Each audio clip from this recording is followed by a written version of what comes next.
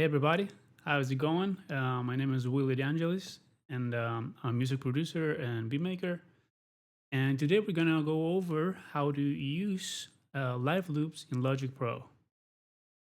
If you don't know it, it's a really cool feature you can use for, of course, playing live, but also coming up with ideas in the studio. It's a different workflow and it's really fun. So let's take a look. All right, guys. So here we are inside Logic.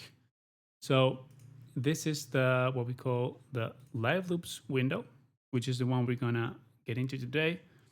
But when you start a new session in Logic, you're gonna see this, and this is what we call the arrangement window. You're gonna come across this whenever you start a new session. So um, we're gonna get into this in some of the classes how this works. But for today, we're gonna focus on live loops. So let's go back to it. To do so, we can just hit Option, okay, on your keyboard, Option and V. I love to use shortcuts, so you're gonna get used to use shortcuts with me, and that makes your workflow way faster, more efficient. Everything is easier and faster. But you can also use your mouth, and you can click on it. You have these symbols on the top that correspond to the arrangement window, and this one to live loops. You can have both open because they are, correlate. They correlate to each other. But for today, we're going to just have live loops open. Then let's get into how to use live loops. Okay, so a quick tutorial. So you'll see right off the bat, we have some what we call cells, which are these different squares. I have some tracks already pulled out, so we can record some stuff. So how do these cells work? Well, if you click on any of them, you'll see you have this big red button, which, of course, you know what? It just means, hey, you can record in here. So in whatever you click, you can record. You have to have the track selected, right? I have different tracks here. So let's take a look at how these cells behave. We're going to click on any of them, and we're going to go into the top left, click on this arrow, and it's going to show us this drop down menu. So right off the bat, you can change the cell length. For example, instead of lasting 4 measures, you can last 8 measures, or whatever you want, really. But in this case, I'm gonna make it last just 4 measures. So I just go like this and put it in 4. Then, of course, you can change this. Instead of looping, you can just have it be a one-time thing. So you record something and it's going to play just once. But for this example, we want to have a loop, so it continues and plays. The next thing is going to be quantize. So quantize, if you don't know what it means, it's basically a very simple concept we use a lot. It just means that everything is going to be put in the grid. So, in other words, it's going to make everything you play be perfectly on time. So it can be, either quantized to a quarter note, eighth note, half note, whatever you want. We're going to get into it in some other classes about quantization, but just know that it's there, very handy. Then you have different ways you can behave. So you can record stuff, and after you record one thing, you can go to a different take. So you're going to go into a second take, then into a third take, and so on. But for today, we're going to use merge and replace. So with merge, we're going to place something, and it's going to keep looping. With replace, it's going to replace it. But before we look into that, let's look at the next one, rec length. So I always keep it on cell length. So whatever the cell length is, that's the recording length is going to be. But you can have it on bars or beats. And then you can uh, tell it how to behave when you finish playing. So let's say you play your loop.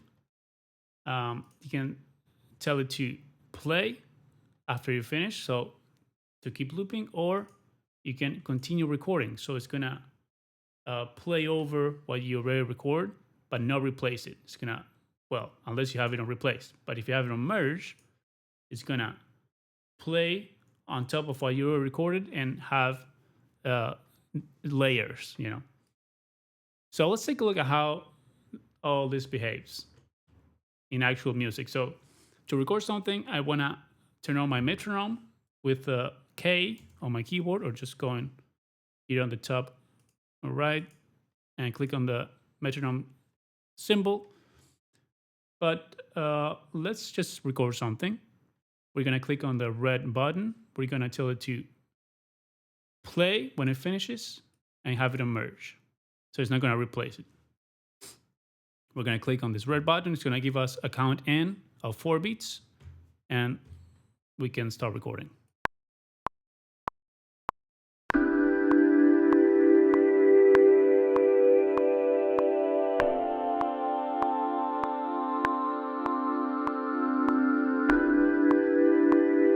And there we go. We have it there, and it's looping.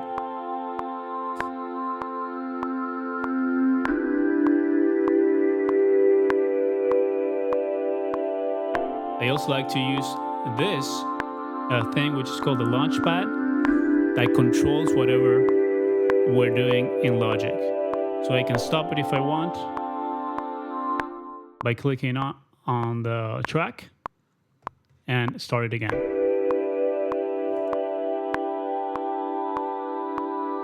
It's fun for me because, you know, especially for playing live and performing live, these sort of things are really fun to have. But you don't need to have it to start, you know, using live loops or Logic. Now let's get some drums going, and we're gonna do a different behavior. So this one, we had it on play at the end of our loop. This next track is gonna be drums. I have my some pads here that have drums in them. So we're gonna have it on now, instead of play, on continue recording. So we're gonna play our loop, and then it's gonna keep recording on top of that loop. So we can have layers of drums. Let's take a look at that.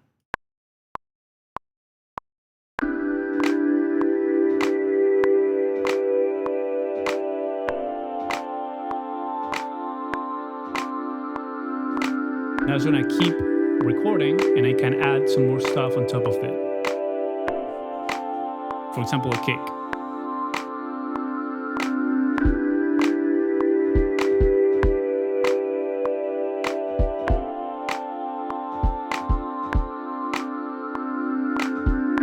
I have my kick. Now let's say I want to add a hi-hat.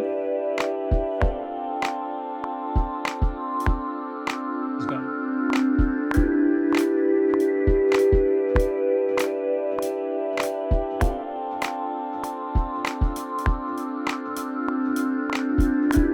Something like that.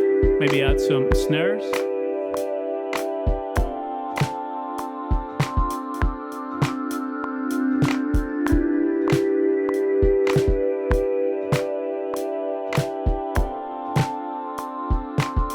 And when I want it to be done, I can click on this and it's gonna stop. And now we have our cell there. So let's say we want to quantize this because I didn't do a good job. I can go in here, remember the quantization, and quantize it to, let's say, an eighth. That's gonna put everything perfectly on time. Right? Now let's record some audio, some instruments. So let's take, for example, a bass.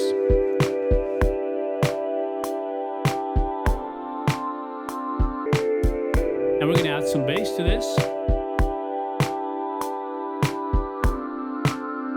let's go to quantize off, cell length, play after we finish, and now let's go.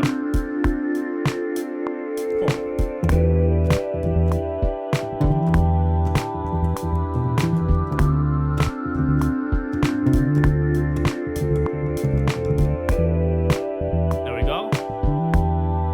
Now let's do some guitar maybe. Same thing, we go to the next track. We make sure it's on cell length. It's on 4 beats. All looking good. Let's grab our guitar.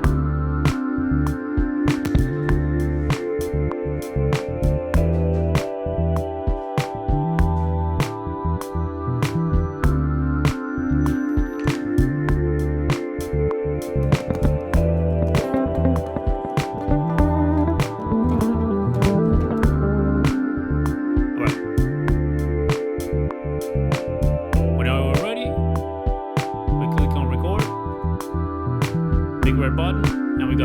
Let's go. G.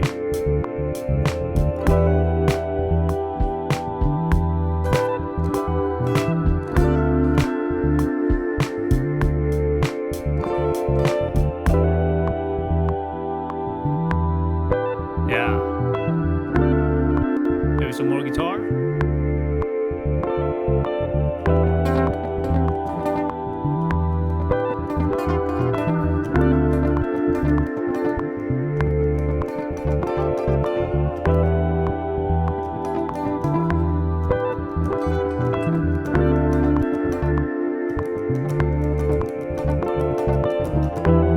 Keep going because this one wasn't in record, right? So I want to stop it whenever I want. So here, to make it be the length we want, we go to cell length and make it sure it's on cell length. It's 4 bars. So let's go again. 3, go.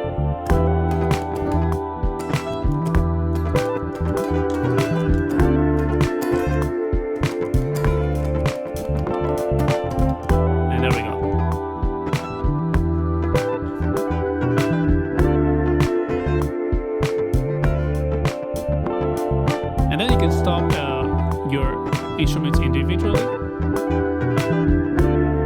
If you go here, for example, I want to stop, let's say, I can click on it to use the launch pad. So for example, I want to stop the first track, right? The pad, so let's do that. Now we have no pad. We just have the bass, the drums, the guitar.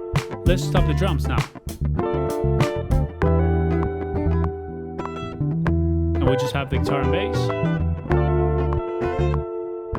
Now let's say I want to stop the guitar, so bring the other thing. Stop the guitar, bring the drums and the keys. Let's make everything, boom, come back in. And let's say we want to stop. We just click on stop or space bar. So that's a quick little tutorial on how to use live loops. It's super fun. You can throw in a lot of ideas super quick and come up with songs on the spot. I love it. It's great. So for today, that's it. And